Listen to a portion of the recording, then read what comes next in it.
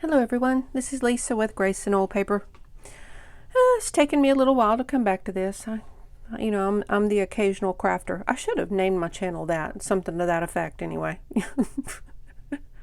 The person who crafts every so often, the person who crafts a lot all in one go, the person who leaves it for months. That's me. Anyway, I'm back working on this journal, this Christmas journal. If you've just joined in for the first time on this one, there'll be a few other videos uploaded. Now I have to say that the very first one I did on this journal, I think I actually set a date that I was filming, which I shouldn't have done, because at this point today, which is September 2nd, I have not uploaded that first video yet. Yeah, I don't know why. I'll get to it. So ignore the dates on all my stuff. Just enjoy it whenever it comes out. Anyway, I have taken time. Last time I was putting together signatures, right? And there has been a few changes, but I will show them to you in a few. But these are my signatures. I have my 6 signatures. They are all clipped together right now. They're ready for me to get them ready to sew in, but this is our signatures. This is the one that changed. And I was watching a YouTube video and I saw somebody, they did what they called quilted paper. And so I did my own version, and my daughter absolutely loved it and wanted me to include it. And so we took out one of the papers I had and we changed one because she really liked that one. So this was our signatures we ended up with. So I am going to get ready to sew those in. This is my template, and I have used this for the last few years because I've been using the same size box, which is a Cheez-It Grooves box, I think. Yeah, Cheez-It Grooves, because my husband loves those. So I'm always floating in these Cheez-It Groove boxes. But I have went ahead and basically what I do is I get this situated in here and I clip it top and bottom. And then I will punch my holes. So you can see, I don't know if you can see it on camera, but the holes are already poked through here. So I've got that ready to go. It will be a 3-hole pamphlet stitch when I'm done with it. So I have done with that part, and I'm done with this part. So I'm going to set that aside. Oh, I'm not done with that thing. Some people take time and they make a folded template to go with this to lay in the signatures, but I find it just as easy. Let me get my little pokey tool, and I just put it in here and I make sure that I've got it lined up top and bottom. And see the lines? I just go in and I punch holes in all 3 places. But you do have to make sure you hold it still, and so that things don't wiggle around. And I make sure I kind of fold the pages down so it goes directly out. I don't know if you can see that. So that it goes directly out and doesn't, it helps it to go straight through instead of coming out a side somewhere. So this is what I've got left to do here, is to poke these real quick.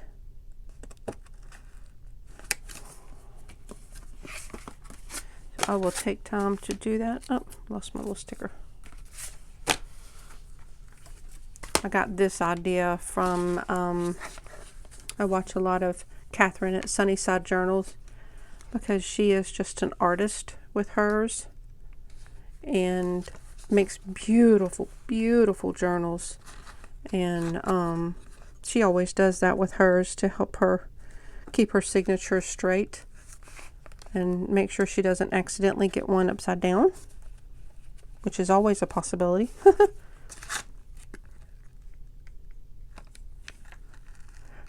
I have actually sewn some in upside down before.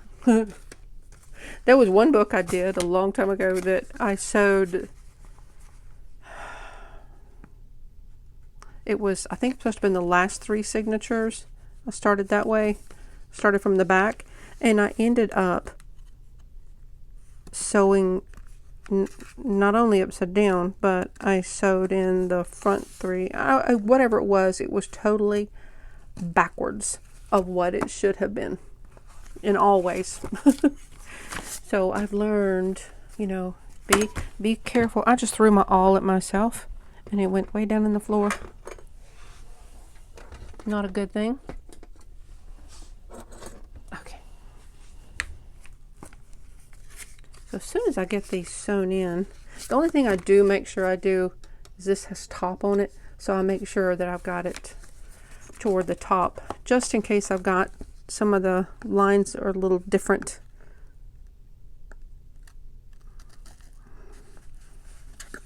So you can see this doesn't take long.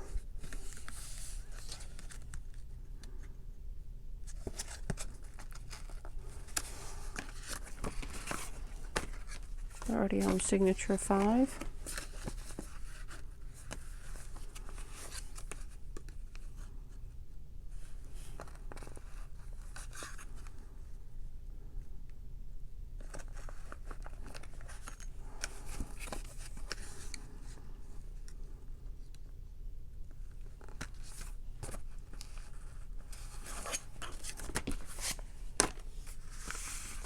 Got this little embellishment off of this one.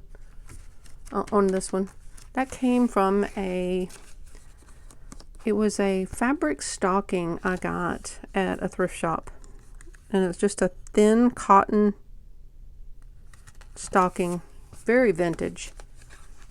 I think I paid, gosh, I can't remember if it was like $1 maybe for it. Maybe $2, but it wasn't any more than that for sure. Okay. So I've got that done. Now I truly am done with that. Okay, so the next step is actually sewing them in. And I have picked this red embroidery thread. It's a little off from here, but when you look at it here, it looks really good. At least I think it does. I thought about using a black, but this black in here is just a little off black. Kind of a gray black, but I really like the red. So that's what we're going to use. Let me get my needle. I bought these needles a long time ago on Amazon. It was a book binding kit. And I just find one that I feel comfortable using that will fit through without any problem.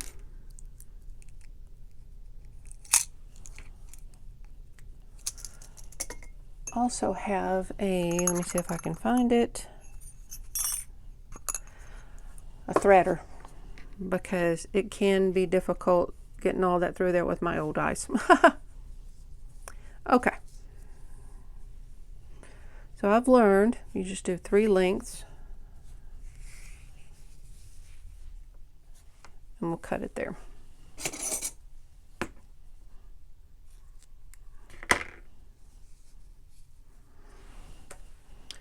Okay, and I do like to use the whole thing. I don't separate the yarn out because I like the stability of it. I like the way it looks.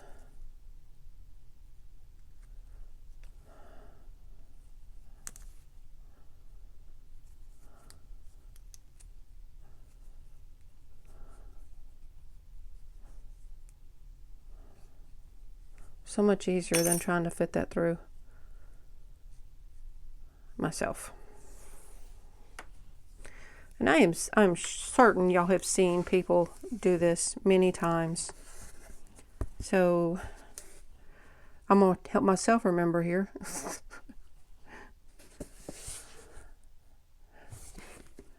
Let's see. In that way, out that way. Give me a second. Took me a minute. I remember it. You go in through the middle. Excuse me, I'm going to say out through the middle, in through the top, out through the bottom, and then back in the middle, and you tie it off. So we're going to get our last one here, which is our number 6. Now the only problem is sometimes these fabric covers, it's really hard to spot where you have the hole. There was one journal I was doing one time where I just about said some wordy dirds, and I shouldn't have.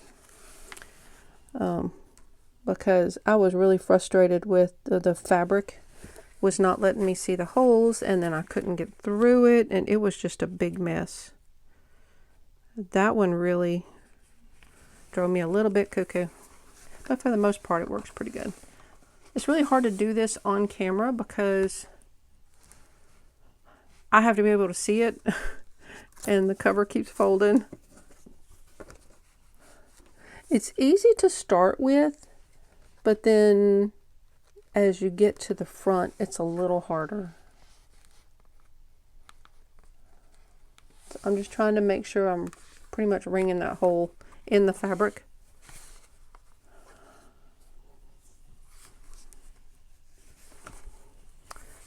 And when you go back in the middle, this is where it gets tricky because this is a multi-strand thread. You don't want to split the thread. You want to go in beside it, but you don't want to split thread going in the between the threads of the skein. I'm sorry, I'm having to do this the best way I can, and that's not going to be good on camera, so give me just a minute. I have found out sometimes it's easier just to do this. I've got to get the tail of it out. There we go. Now I can go in.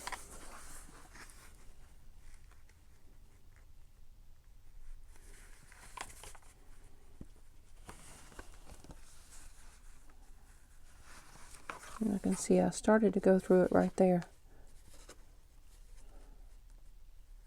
If you do that, it will not tighten and tie correctly. There we go.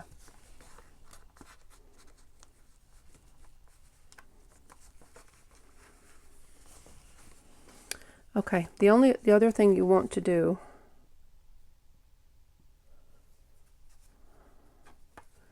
is you want to make sure the tail ends up on one side of this, and when you come out it comes on the other side, so it's on each side of this thread, if that makes sense.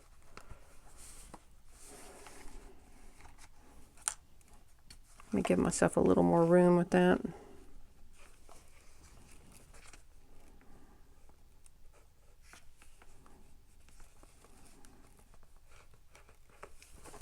There we go. Pulled a little extra out. All right, at this point I can take my needle out. This part gets a little difficult with this. I have problems with this joint right here. And so it's this motion, this pulling motion gets a little difficult for me. So you pull it snug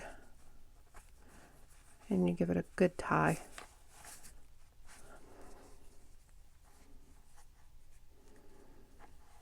I like to do it 3 times.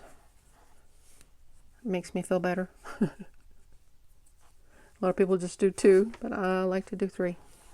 And at that point, that signature is sewn in. So done with that. And then I can also take these off.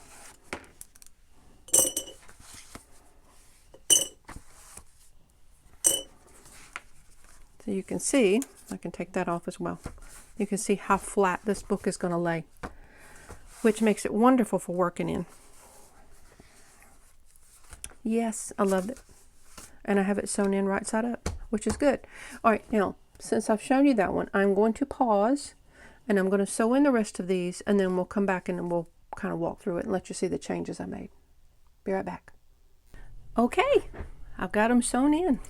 Took a little longer than I was hoping for, but I get a little nervous when I start sewing the signatures in because I don't want to mess it up, you know? So, we have them all sewn in. I think that looks pretty good. Got a little dip in it right there, but my daughter won't care, and the spine dangle is going to cover it up when I get that done. But Look at that, looking pretty good. I have left all the threads, or most of the threads at this point. I'll see if I need to trim any, or I may just leave them for her to trim, see however she likes them.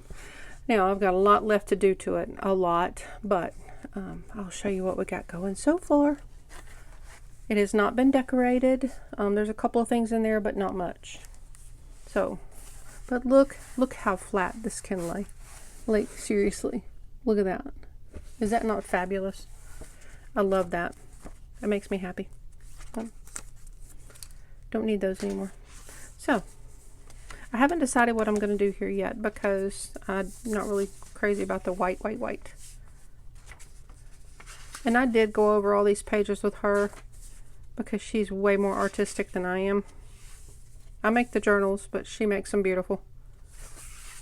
And she loves having a good center spread to really go to town on it.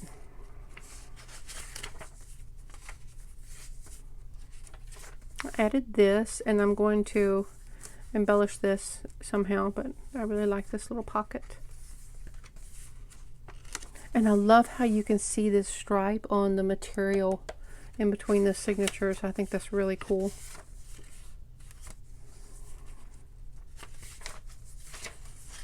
Again, this is one of our favorite papers. Don't know what it is about it, but we both love it. And this will flip out.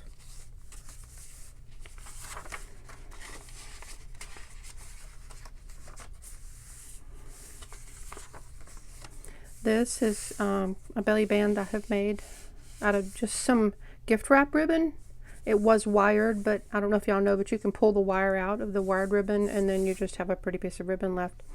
We both have laughed about this in years past in gift wrapping, because in making their ho-ho-hos, they made it to where it could go either way. So when you look at it this way now, it looks like, oh.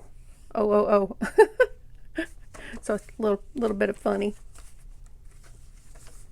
And this makes a pocket. Again, gives her another good center spread to play with. There's a pocket there. So I've got a lot of decorating left to do. That's my, look, you can see the little green border in between. This was my, what do you call it? Quilted page. What I did is I put it on tissue, no, not tissue paper, tracing paper. Here you can see when I started messing with it just to see what it would do. And then I just glued the pieces down and then I sewed around them. So that was my little test piece to see how it would do.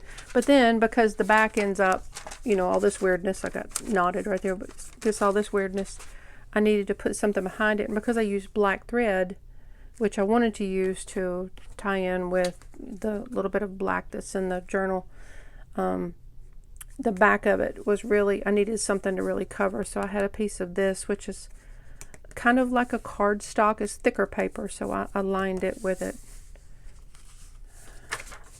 I made a little pocket here. I've sewed that on. I tried to do any sewing I wanted to do before I put the book together, because it's near impossible to do afterwards. Isn't that pretty with the sleigh?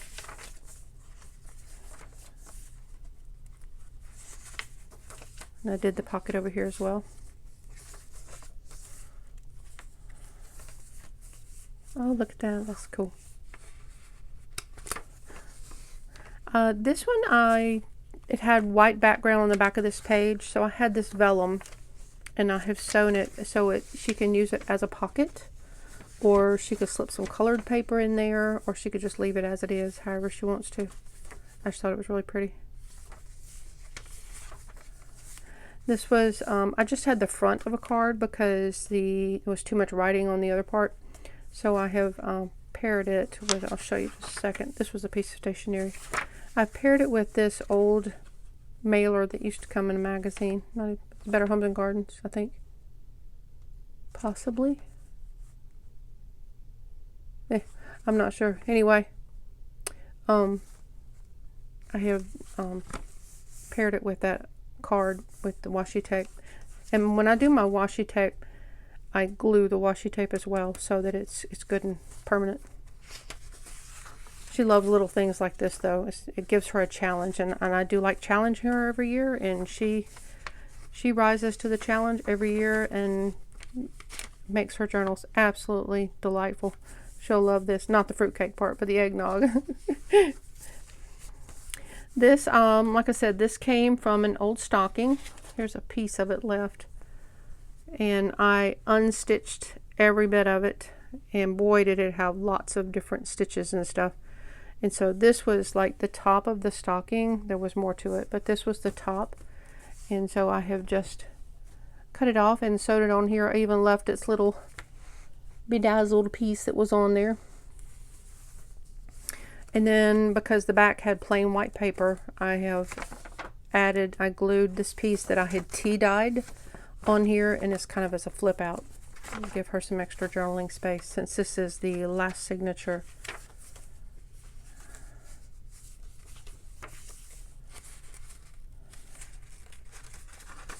Give her good writing space there. I've got to do something for the back of here too. So this has got all our signatures sewed in, and like I said, I've left most of the threads on there. I'll decide on if I want to cut any of them out. And then I've got my bookmark, which I'm really happy about. I'll go ahead and just slide it right down the middle for right now. Kind of get it out of my way. She has said in years past that would be really cool to have a bookmark so that it's really easy for her to flip to the day she's working on. So I'm quite happy with it. It ended up pretty good. By the time I'm done with it, it will probably be out to here. And by the time she's done with it, it'll probably be out to here. Because she does lots and lots and lots with it, but that's what we love. Makes her happy and makes me happy. So I think this is a short video, but I just wanted to show y'all the signatures that we finally decided on, and kind of how I sew them in. And so after this, I'll come back with some of the decorations. Let me show you one thing though, which I laughed about, but it kind of broke my heart too. I had this piece of coloring page, and she loves the houses, all the little like gingerbread houses and Christmas village houses and all that. So I had this and I tea dyed it. And I was like, I'm going to include this. So I thought, okay, this is a piece off of that stocking as well. So I thought I will make a pocket out of it, a floating pocket to stick somewhere in the journal. Silly me was sitting watching videos last night and wasn't paying attention to what I was doing.